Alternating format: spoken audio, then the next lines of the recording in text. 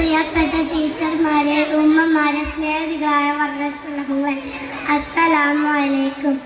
നിങ്ങൾക്കെല്ലാവർക്കും കഥ കേൾക്കാൻ ഇഷ്ടമാണ്. എന്നാൽ ഞാൻ നിങ്ങൾക്കൊരു കൊച്ചു കഥ പറഞ്ഞു തരാം. ശ്രദ്ധിച്ചു കേൾക്കണേ. കുറച്ചു നേരം നിങ്ങളുടെ കണ്ണ് കാത് നിങ്ങളുടെ തിരിക്കണേ. 16-ാം നൂറ്റാണ്ടിൽ ജീവിച്ചിരുന്ന വലിയൊരു മഹാന്റെ കഥയാണിത്. കഥയുടെ പേരെന്താണെന്ന് അറിയാമോ? ഹബീബിനന്ത്. എന്നാൽ നമുക്ക് കഥ തുടങ്ങിയത് അതാ കൗബയുടെ പരിസരത്ത് ആൾക്കൂട്ടം. അവിടെ ഒരു ഗംഭീര പ്രസംഗം നടക്കുക. ആരാ പ്രഭാഷകനെന്നറിയാമോ? നമ്മുടെ നബി മുഹമ്മദ് സല്ലല്ലാഹു തങ്ങളുടെ പ്രിയപ്പെട്ട കൂട്ടുകാരൻ അബൂബക്കർ സിദ്ദീഖ് റളിയല്ലാഹു അൻഹു. മുസ്ലിങ്ങൾ വെറും 38 പേര് മാത്രമുള്ള കാലമാണിത്.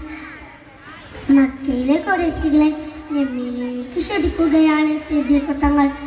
പ്രസംഗം കേട്ട് കളിമൂത്ത ശത്രുക്കളിലെ ഖുതുബ എന്ന ദുഷ്ടൻ സിദ്ദീഖ് തങ്ങളുടെ മുഖത്ത് ആണിത്തറച്ചുള്ള ചെരുപ്പടി ആണ്ടടിച്ചു. അടിയോടെ സിദ്ദീഖ് തങ്ങൾ ബോധം കെട്ടു വീഴും. സുന്ദരമായ മുഖം വികൃതമായി. എല്ലാവരും മെഴിച്ചു പോയെന്ന് കരുതി കുറ്റവർ തങ്ങളെ വാരിയെടുത്തു വീട്ടിലേക്ക് കൊണ്ടുപോയി. അവിടെ എത്തിയ ഉമ്മയും ഉപ്പയും ഒക്കെ വിളിച്ചു നോക്കി. ഇവിടെ കേൾക്കുന്നേയില്ല. വൈകുന്നേരമായി ബോധം തെളിഞ്ഞു. ഉടനെ ചോദിച്ചു, എൻ്റെ ഹബീബ് എവിടെ? എൻ്റെ ഹബീബിനെന്ത് പറ്റി?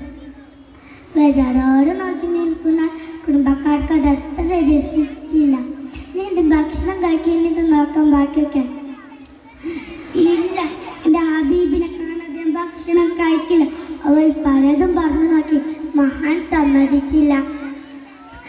നബി തങ്ങൾ ദാറുൽ അർഖമിൽ സുരക്ഷിതമായുണ്ടെന്ന വിവരം കിട്ടാതെ തങ്ങളെ എടുത്തു കൊണ്ടുപോയി.